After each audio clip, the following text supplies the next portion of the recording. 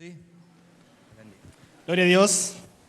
La verdad que, como decía el pastor Raúl, estamos siendo enriquecidos con las enseñanzas. ¿Amén?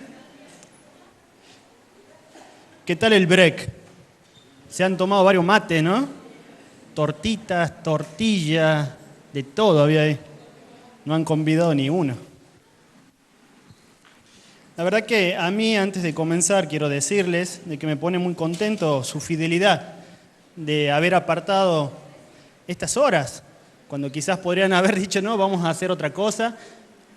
Fueron valientes, fueron esforzados y apartaron este tiempo para seguir siendo enriquecidos, no por lo que diga el anciano Dante, lo que diga el hermano Manuel, lo que diga yo, lo que diga el pastor Raúl, sino porque la palabra de Dios es la que nos está ministrando en esta tarde. Amén. Muy bien, a mí me toca hablar, como decía recién Raúl, panorámicamente de los sacramentos bíblicos. Ahora, cuando escucha sacramento y si usted viene de la Iglesia Católica, va a decir, sonamos. Lo único que nos faltaba ya para que nos terminen de tildar que somos secta. Ahora vamos a seguir los sacramentos. Pero no se asuste, quédese un ratito y se va a dar cuenta de que los sacramentos bíblicos tienen mucho fundamento en la palabra de Dios. Como les decía hace un rato, los sacramentos son utilizados, esta terminología se mantuvo en lo que es a lo largo de la historia en la Iglesia Católica y en sus enseñanzas. Y son 7 para la Iglesia Católica, los 7 sacramentos. No voy a hablar de esos 7 sacramentos ahora. Sencillamente vamos a enfocarnos cuáles son lo que la doctrina reformada entiende como sacramento dentro de las Escrituras. ¿Amén? Para poder entender qué son, primero hay que empezar a ver y definir qué es lo que es un sacramento. Primeramente vamos a decir que los sacramentos bíblicos son señales y sellos. ¿Por qué dice que son señales y sellos? Porque son cosas que deben evidenciar la persona de un verdadero cristiano. Debe ser evidencia en un verdadero cristiano la manifestación de estos sacramentos que ya vamos a ver cuáles son. Por lo cual los sacramentos bíblicos son señales y sellos santos del pacto de gracia. ¿Directamente instituido por quién? ¿Por un hombre? No. Directamente instituidos por Dios. Y ahí es donde comienza a ser la diferencia entre lo que son los sacramentos desde la visión de la Reforma y los sacramentos en la Iglesia Católica. Los sacramentos bíblicos son directamente instituidos por Dios. Vaya tomando nota.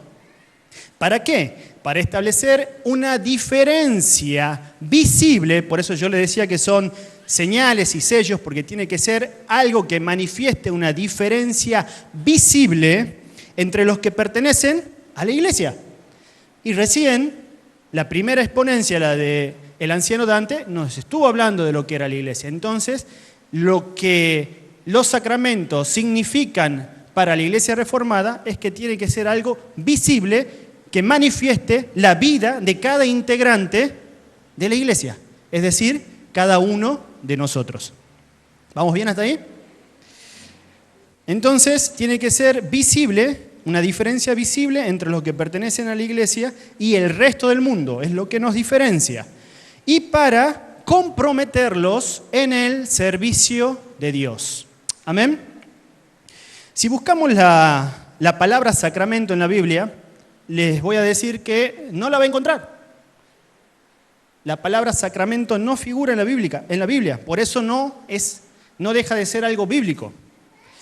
Pero esto no quiere decir que no tenga fundamento bíblico.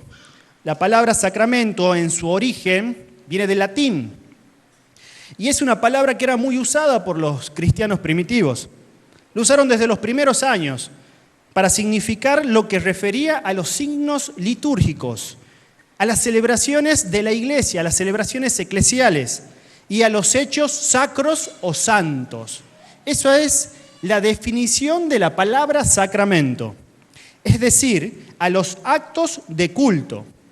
Pero ¿qué pasó? Con el correr del tiempo, esta palabra dejó de referirse dentro de las iglesias reformadas de esta manera, exclusivamente a los signos sagrados instituidos por Jesucristo. Ahora bien, la gracia la gracia que se manifiesta en y por medio de los sacramentos, la gracia que se manifiesta en y por medio de los sacramentos, no se confiere por algún poder en sí del sacramento. No por la participación del sacramento uno es como que recibe algo mágico dentro suyo. Ni siquiera se confiere por la persona que ministra, mejor dicho, el sacramento.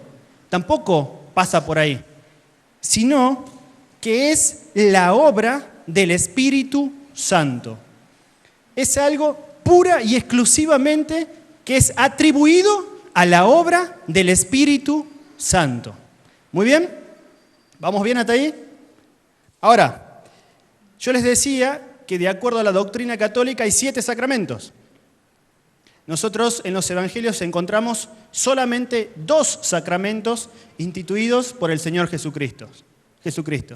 Y esos son el sacramento del bautismo, que es uno de los que vamos a desarrollar en esta tarde, y el otro es el sacramento de la mesa del Señor, que es la segunda parte de esta exponencia. Muy bien, vamos a comenzar a fundamentar todo lo que estoy diciendo con la palabra, si no, no tiene sentido. Alguien que busque un versículo que lo hemos leído insistentemente recién cuando estaba Manuel. Mateo 28, del 18 al 20. Y es más, ya la mayoría se lo sabe de memoria. Que alguien lo busque.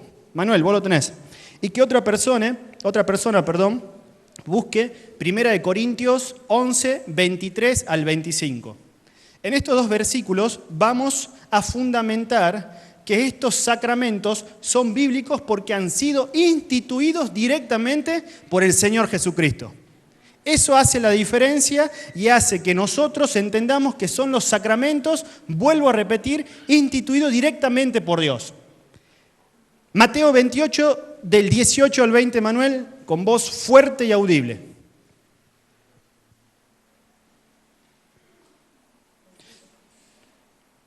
Mateo 28, 18 al 20. Y Jesús se acercó y les habló diciendo: toda potestad es dada en el cielo y en la tierra. Por tanto, id y haced discípulos a todas las naciones, bautizándolos en el nombre del Padre, y del Hijo y del Espíritu Santo, enseñándoles que guarden todas las cosas que os he mandado.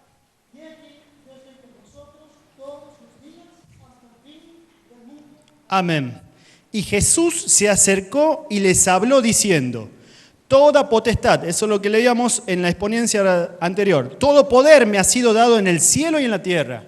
Por tanto, y ahí comienza el mandato divino: id y haced discípulos a todas las naciones, que es lo que hablaba Manuel hace un rato. Y agrega también bautizándolos en el nombre del Padre, del Hijo y del Espíritu Santo.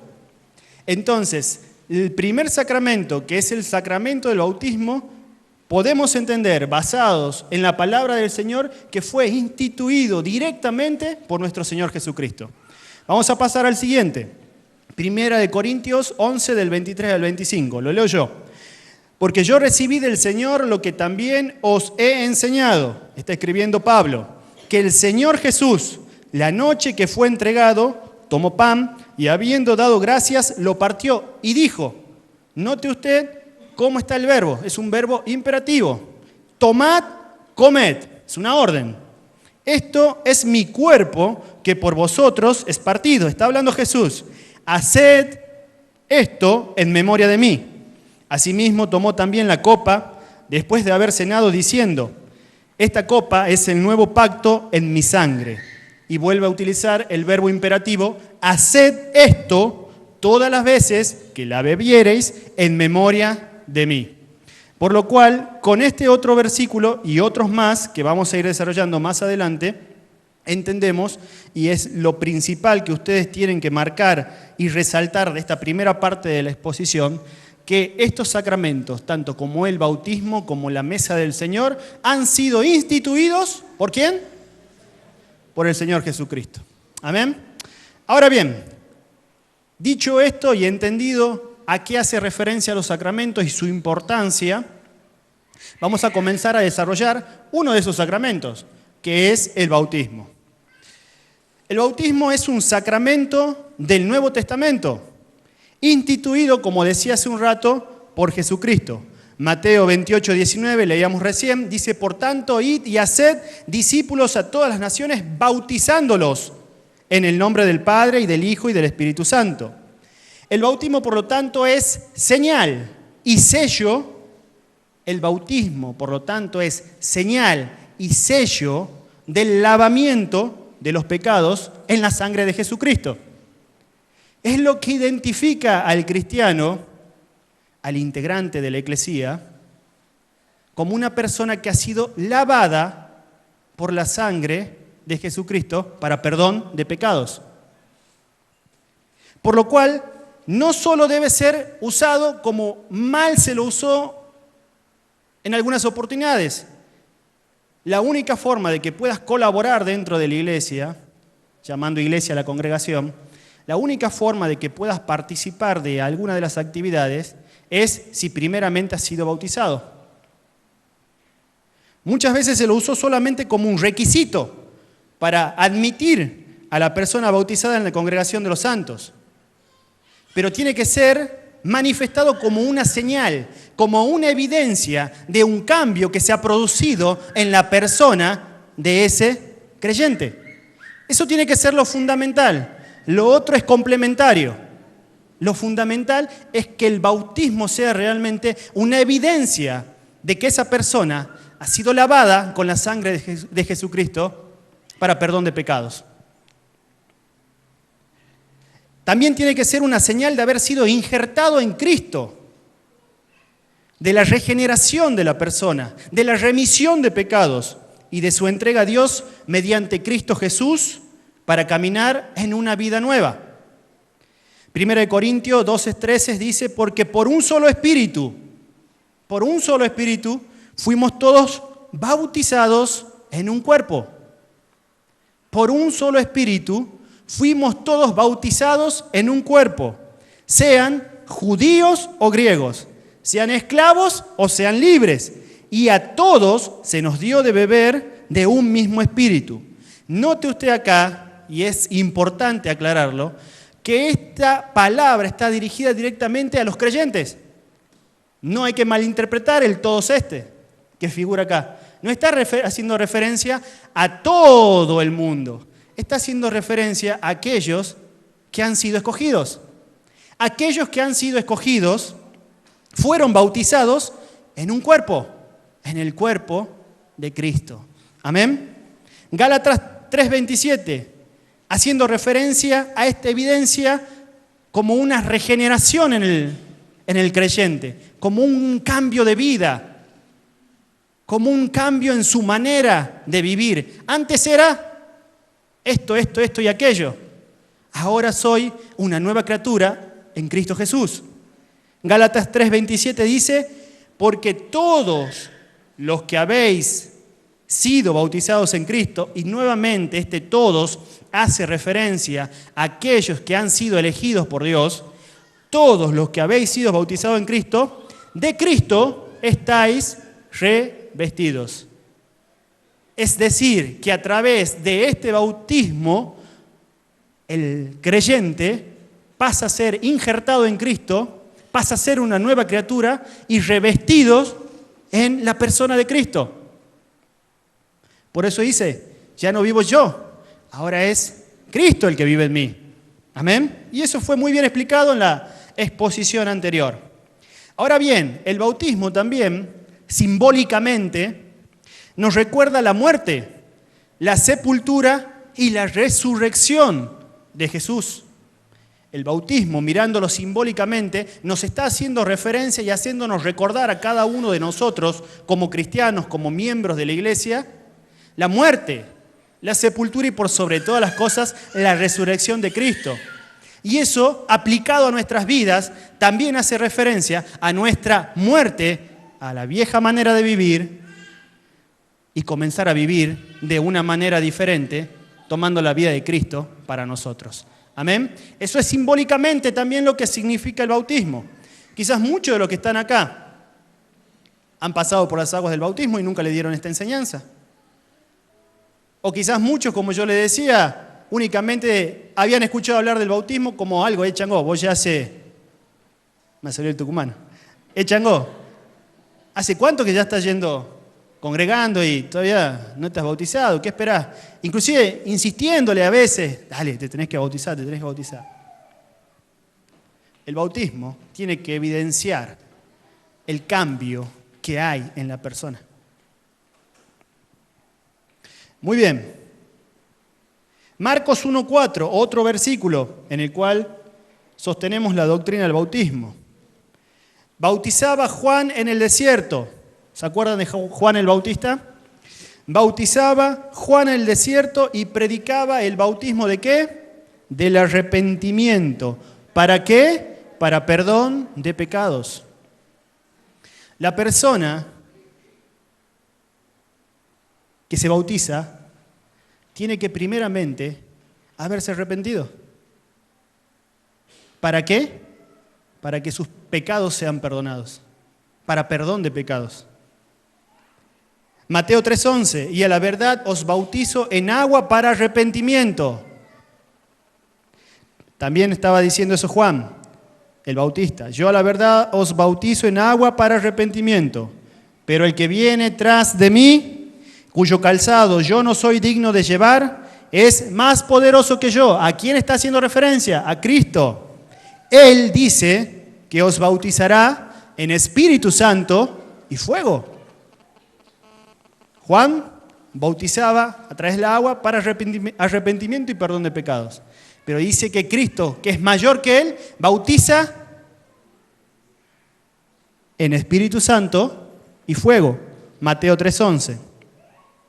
Este simbolismo del bautismo se enriquece además por el significado del agua misma. La participación del agua en el bautismo hace que su simbología tome más riqueza todavía. ¿Por qué? Porque el agua representa justamente limpieza. El agua representa justamente renovación. Cuando nosotros queremos limpiar, lavar, acondicionar algún utensilio que utilizamos dentro de nuestras casas, más que nada las amas de casa lo van a entender, no lo van a hacer con agua estancada, no lo van a hacer con agua del baño, no lo van a hacer con agua sucia, lo hacen con agua de la corriente. Por eso la importancia del simbolismo también. El agua representa la purificación. El agua representa la limpieza, la purificación y la limpieza ¿de qué? ¿Por qué? Porque antes estábamos condenados en pecado, éramos sucios, abominables ante los ojos de Dios. Y Cristo, que es el agua de vida, nos purifica.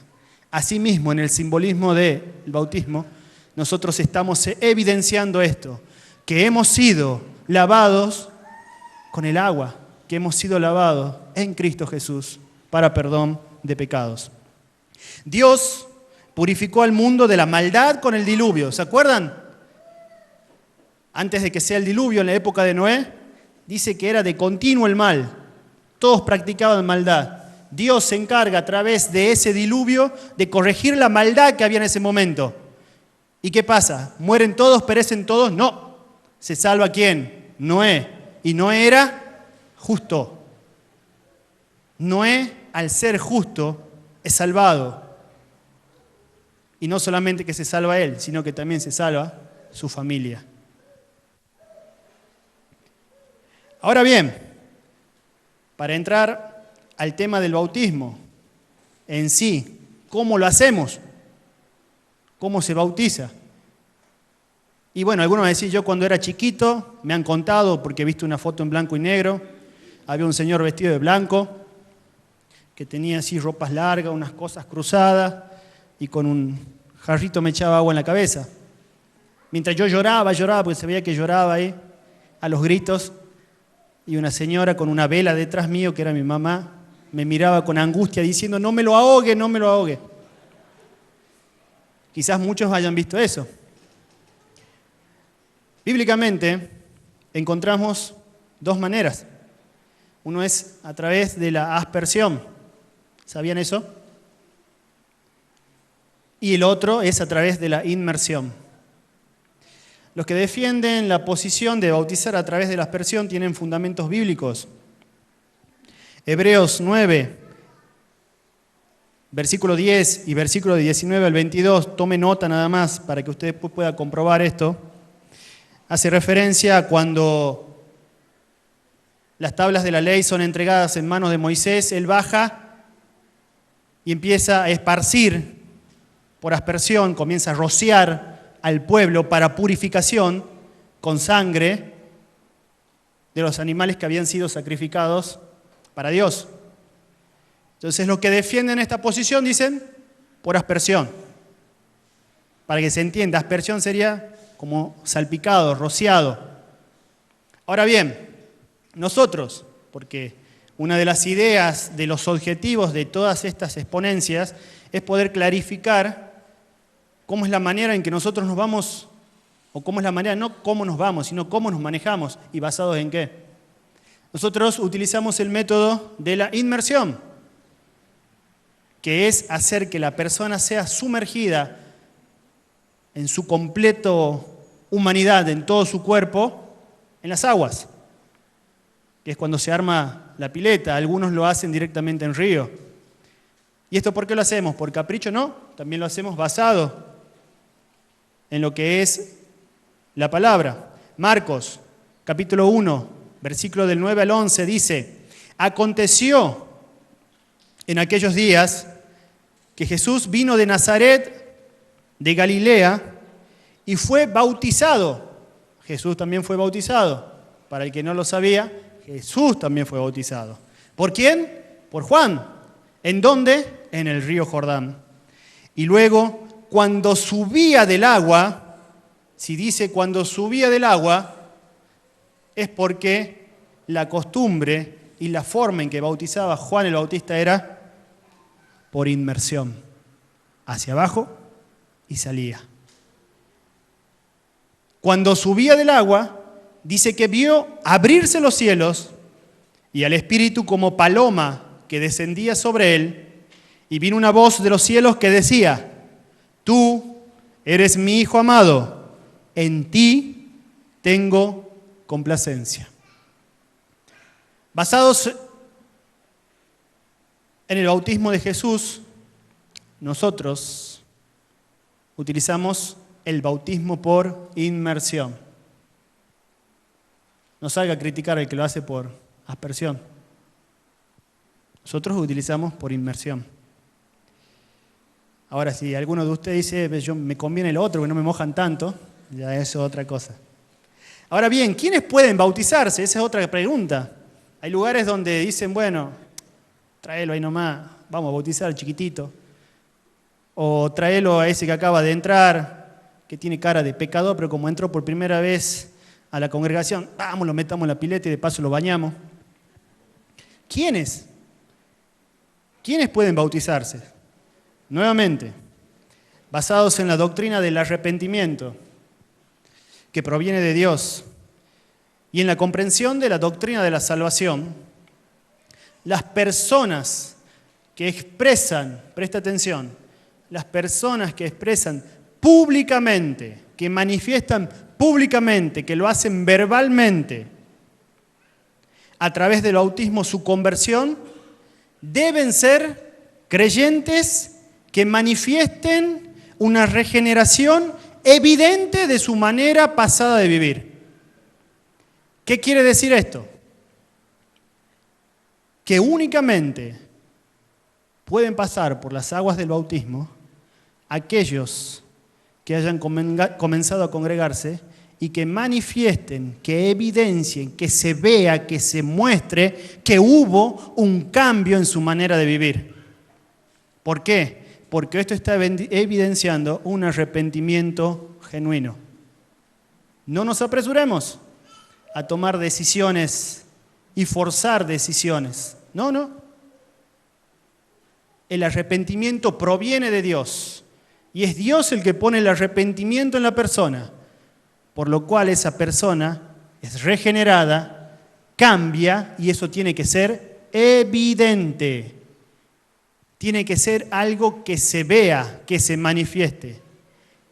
Estas personas que tengan este tipo de características son las que pueden pasar por el agua del bautismo. ¿Queda claro? Hechos, capítulo 2, versículo 38. Pedro les dijo, arrepentíos, después de que hace su primera exposición, su primera prédica, después de que Pedro se levanta delante de 3.000 personas y comienza a exponer la palabra de Dios por primera vez. Concluye su mensaje diciendo, arrepentíos, porque la gente le preguntaba, ¿y qué tengo que hacer? ¿Qué tenemos que hacer? Pedro le contesta, arrepentíos y bautícese cada uno de vosotros en el nombre de Jesucristo para perdón de los pecados y recibiréis el don del Espíritu Santo. Efesios 4:24. Y vestíos del nuevo hombre. Y vestíos del nuevo hombre. Dejen de vivir como vivían antes. Ahora cambien sus vestiduras. Vestíos del nuevo hombre. ¿Y cómo es este nuevo hombre? Es creado. ¿Según quién? ¿Según el pastor de la congregación que te viene a No. Es creado según Dios. Es obra de Dios, sin intervención de mano humana. Y vestíos del nuevo hombre, creado según Dios, en la justicia y en la santidad de la verdad. ¿Amén? Ahora otra pregunta. ¿El bautismo salva? ¿Qué opinan ustedes?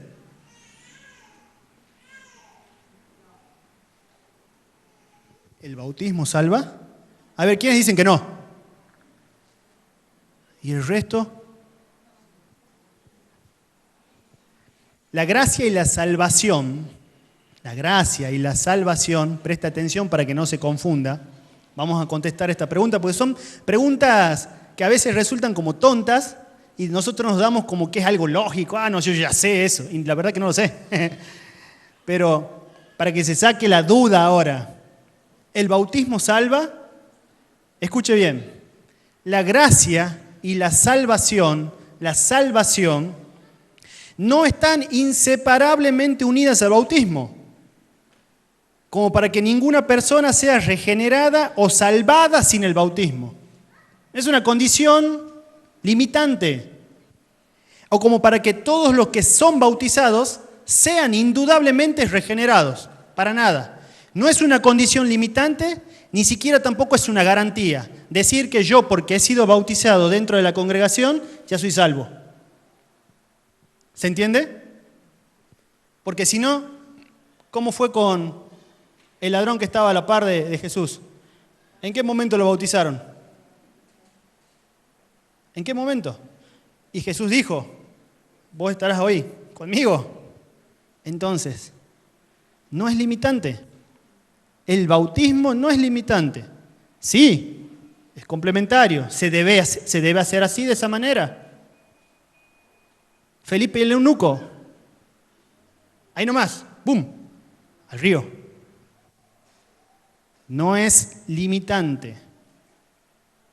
Y tampoco es una garantía de decir, no, porque la hermana yo la he visto y tengo la foto acá, mire, mojadita. Ese mojadita es para copiarte a vos con el quieto. ¿Cómo era? Duro. Mojadita. No es tampoco una garantía. Muy bien, quedó claro así rápidamente el panorama con respecto a este sacramento del bautismo. Hay para profundizar mucho más, pero no vamos a tener toda la tarde y la noche. Y como hablábamos con el pastor Raúl, esto va a ser comenzado a presentar los días jueves, todo lo que hemos hablado hoy, más profundamente para que lo podamos desarrollar, lo podamos escudriñar y podamos disfrutarlo aún más todavía. Esto es algo panorámico, pero me interesa que a usted le quede claro qué es lo que es el bautismo. Primero, qué es lo que es un sacramento, qué es lo que es el bautismo, que ha sido instituido directamente por parte de Jesucristo, que es para arrepentimiento y perdón de pecados, quiénes son los que se pueden bautizar y sacarse esa duda. El bautismo no salva. Ahora bien, ¿cuál es el otro sacramento? La mesa del Señor. ¿Por qué pongo la mesa del Señor? Ya lo va a leer más adelante, ya se lo voy a leer más adelante. Dice así: Jesús, la noche en que fue traicionado y entregado, instituyó el sacramento del nuevo pacto en su cuerpo y de su sangre, llamado comúnmente como la Cena del Señor o la Santa Cena. ¿Cuántos escucharon hablar de la Santa Cena? No, hoy tengo que preparar bien, hoy ya no voy a pecar mucho porque tengo que ir a la Santa Cena. O otros directamente decían, no, hoy no voy a ir a la iglesia. El esposo la miraba sorprendido a la mujer. Che, si vos vivís metida en esa iglesia y ahora no querés ir, ¿por qué no querés ir? Y no se anima a decirle, pero dentro suyo es porque decía, no, hoy no voy a ir porque no estoy preparada para estar en la cena del Señor. Eso pasaba en otros lugares, aquí nunca ha pasado. Llamado comúnmente como la Cena del Señor. Bíblicamente, se la denomina como el partimiento del pan, Hechos de los Apóstoles 2:42. Perseveraban en la doctrina de los apóstoles, en la comunión unos con otros, en el partimiento del pan y en las oraciones. O también es conocido bíblicamente como la mesa del Señor. 1 Corintios 10:21. No podéis beber la copa del Señor y la copa de los demonios. No podéis participar de la mesa del Señor y de la mesa de los demonios. Entonces esto es para aclarar nada más cuál es el término bíblico que hay que utilizar. El partimiento del pan o mesa del Señor.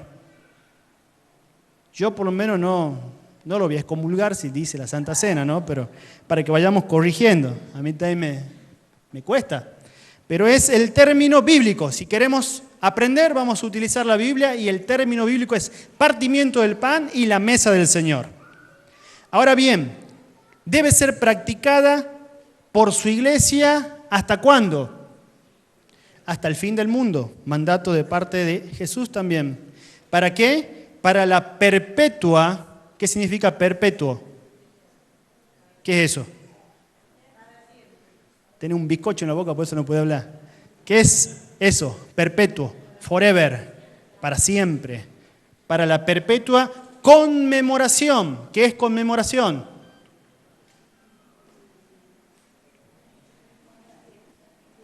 ¿Qué es conmemoración? Recordar, para recordar. ¿Qué cosa? El sacrificio de Jesús en su muerte y su posterior resurrección. Estamos hablando de la mesa del Señor. Entonces decimos que debe ser practicada por su iglesia hasta el fin del mundo. ¿Para qué? Para la perpetua conmemoración del sacrificio de Jesús en su muerte y posterior resurrección.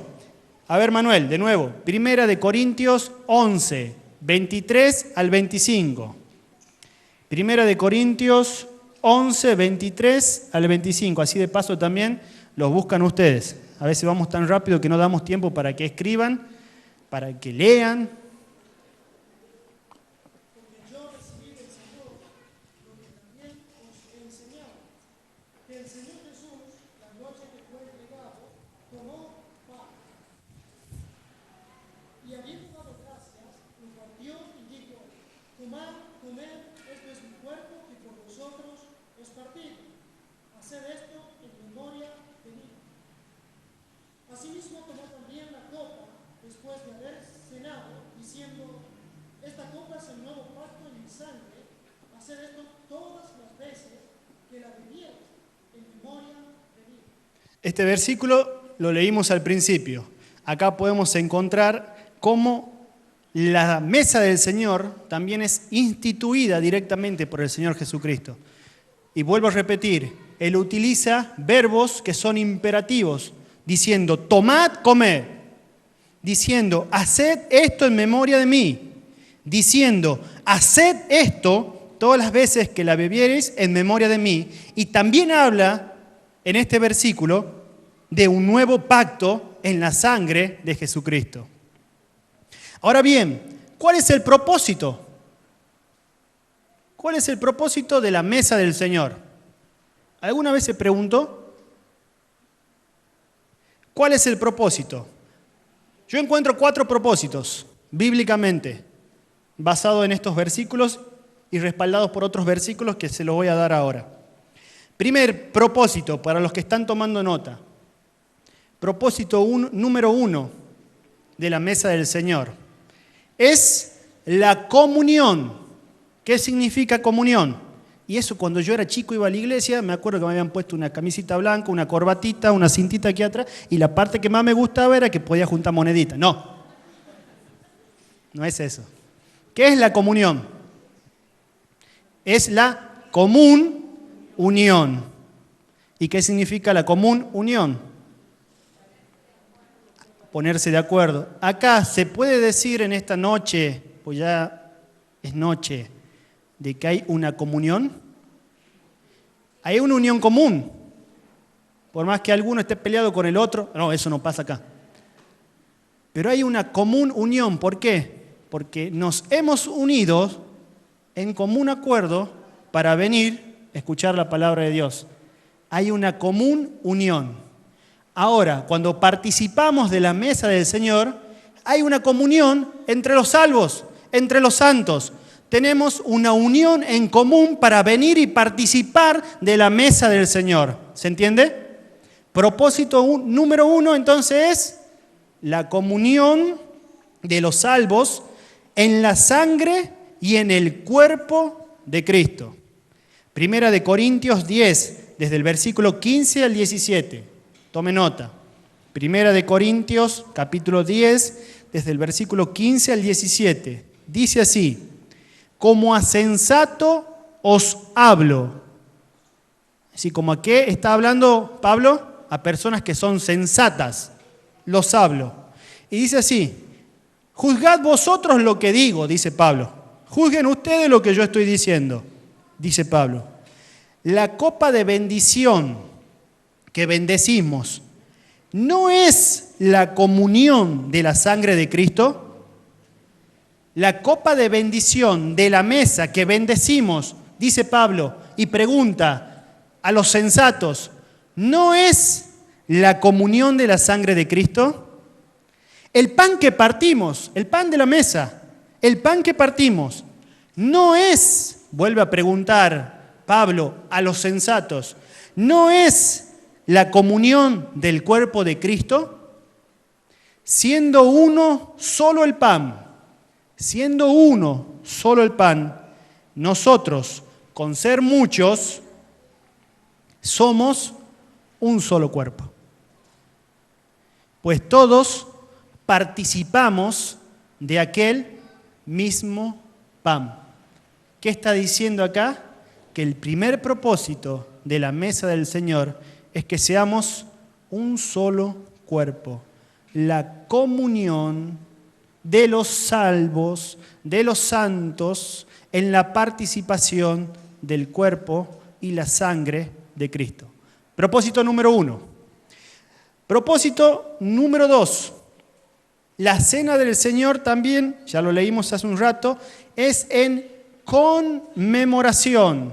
Es para recordar, es en conmemoración de ¿qué cosa? De el sacrificio de Cristo en la cruz. Es para que nosotros conmemoremos y recordemos que algo pasó, que algo sucedió, que alguien hizo para que nosotros hoy podamos ser salvos. Segundo propósito de la mesa del Señor: conmemorar, recordar la obra de Jesucristo. Amados, cuán importante es poder recordar cada momento lo que Cristo hizo por cada uno de nosotros. Eso habla de un corazón agradecido. Eso habla de no dejar de que nos desviemos del propósito de Dios. Eso habla de animarnos los unos a los otros a no desfallecer y a vivir una vida en santidad. ¿Por qué? Simplemente por una actitud de gracia hacia la obra de Jesucristo hecha en favor de cada uno de nosotros. Primera de Corintios 11, 24. Primera de Corintios 11 y 24, perdón. Y después de dar gracias, lo partió y dijo: esto es mi cuerpo. Estaba hablando Jesús. Esto es mi cuerpo, que es para vosotros. Haced esto en memoria de mí. Note usted la conmemoración. Cristo estaba instituyendo en la mesa del Señor la conmemoración en memoria de mí, dice. Conmemoren lo que yo hice por ustedes. Mientras comemos y participamos de la mesa del Señor, nuestro deber es recordar lo que Cristo hizo por nosotros. Nuestro deber es en ese momento recordar lo que Cristo sufrió por cada uno de nosotros, tomando nuestro lugar. Punto número 2, la mesa del Señor, segundo propósito, es en conmemoración del sacrificio de Cristo en la cruz. Punto 3, la mesa del Señor además proclama la muerte de Cristo. Cuando participamos de la mesa del Señor, no solamente que estamos conmemorando, sino que estamos proclamando lo que hizo Cristo. Son dos cosas diferentes. Uno puede conmemorar, recordar, acordarse para uno mismo. Pero proclamar es algo exterior, es algo público, es algo que se evidencia, es algo hacia afuera. La mesa del Señor, el tercer propósito, es para proclamar la muerte de Cristo. Primera de Corintios 11, 26. Porque todas las veces, Primera de Corintios 11, 26, ya me estaba acelerando, no los dejo anotar. Porque todas las veces que comáis este pan y bebáis esta copa, la muerte del Señor proclamáis. ¿Hasta cuándo? Hasta que Él venga. La muerte del Señor proclamáis. Tercer punto, la mesa del Señor proclama la muerte de Cristo. Al participar de la mesa del Señor, cada uno de los cristianos proclaman que el cuerpo golpeado, azotado, quebrantado y la sangre derramada de Cristo fue el sacrificio en la cruz por los pecados de cada uno de nosotros. Por tus pecados, por mi pecado. Proclamamos la muerte de Cristo. Cuarto y último propósito de la mesa del Señor. Proclama el hecho de que Jesús vendrá otra vez. ¿Cuántos dicen amén? Proclama el hecho de nuestra esperanza, que Cristo viene por su iglesia. La mesa del Señor, cuando nos juntamos y conmemoramos en una comunión y participamos de la mesa, recordando lo que Cristo hizo, proclamando lo que Cristo hizo, también proclamamos de que Cristo viene en busca de su iglesia, viene en busca de su amada. ¿Amén? Primera de Corintios 11, 26, el mismo versículo que leímos recién. Porque todas las veces que comáis este pan y bebáis esta copa, la muerte del Señor proclamáis hasta que Él venga. Por eso es perpetuo hasta que Él venga. Es una proclamación de que Cristo viene otra vez por su iglesia. Al participar de la mesa del Señor, el cristiano demuestra fe en la promesa de que el Señor vendrá otra vez. ¿Cuántos todavía mantienen viva esa esperanza y esa fe? Esa es nuestra esperanza, que Cristo viene pronto, que esta vida pasajera justamente es pasajera y vamos a vivir toda una eternidad con Dios. ¿Cuántos dicen amén? ¿Por qué no levanta sus manos al cielo y da gloria a Dios? Porque es algo que tiene que generar un sentimiento de esperanza, de gozo, de alegría. Cuando estés atravesando una situación difícil, cuando estés atribulado, cuando estés en problemas, cuando veas que no hay una respuesta, cuando veas que no hay una salida, esta es tu esperanza, que Cristo viene pronto por ti, que Cristo dio su vida por ti y Él ha pagado el rescate para que esto sea solamente algo pasajero y podamos disfrutar de una eternidad con Él. Amén. Primera de Corintios 11:26 era el versículo en el cual sustentamos este cuarto propósito. Esos son los cuatro propósitos que encontramos cuando participamos en la mesa del Señor. Ahora bien, ahí vienen las preguntas. La pregunta del millón. Y vamos a verlo en la próxima mesa, si disminuye la cantidad de participantes o no. ¿Cómo debemos participar de la mesa del Señor? ¿Cómo debemos hacerlo?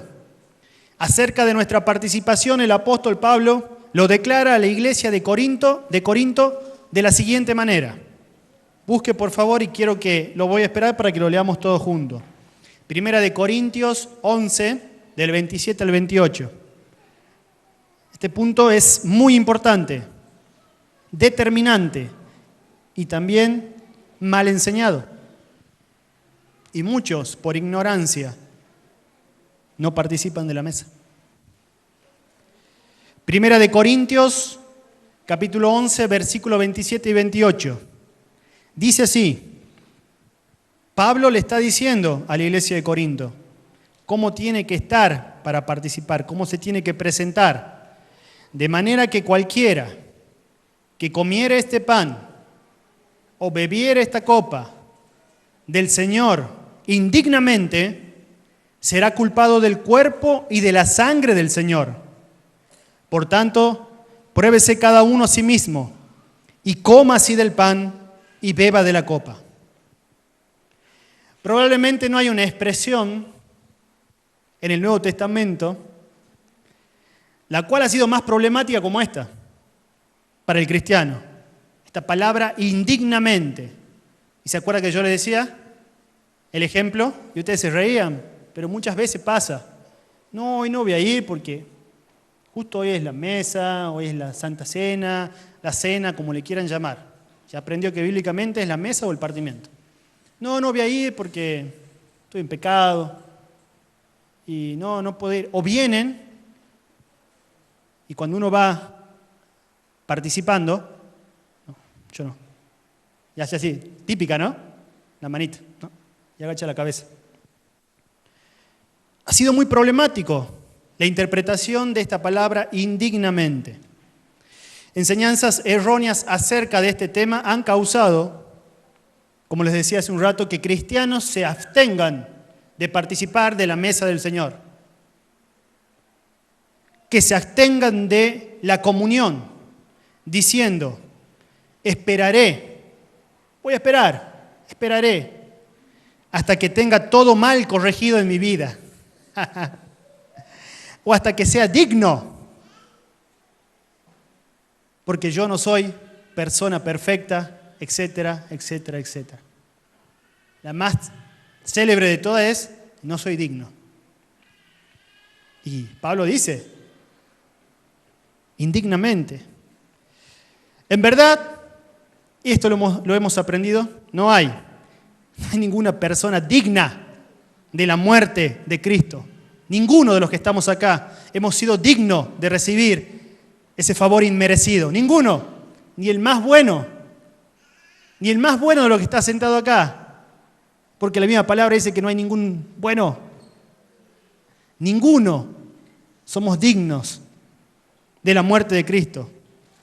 Si solo las personas dignas, es decir, personas perfectas, tuvieran derecho a la mesa del Señor, nadie tomaría ni participaría del sacramento de la mesa del Señor.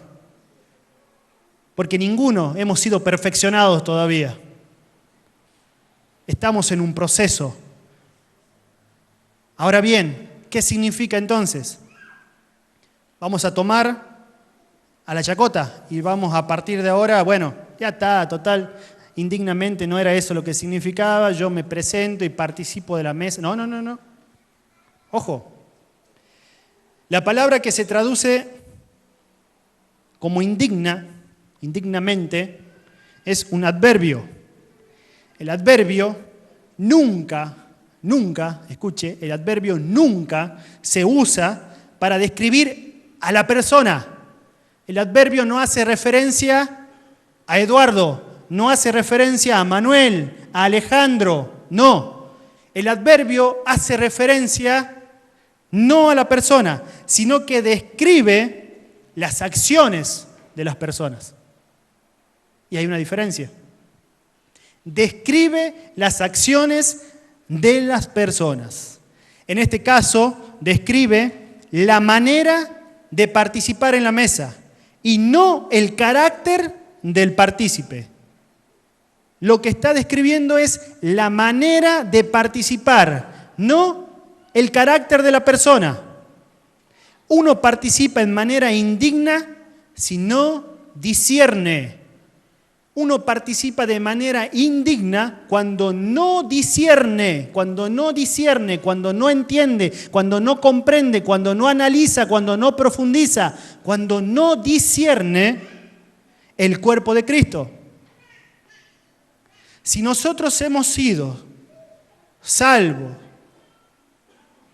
por Cristo y hemos recibido este favor inmerecido, este regalo que no lo merecíamos, porque en nuestra esencia no éramos dignos, pero Cristo nos lo dio. Cuando nosotros no discernimos el cuerpo de Cristo en la mesa y la sangre, el nuevo pacto, es porque estamos diciendo que lo que Cristo hizo en la cruz no tiene valor.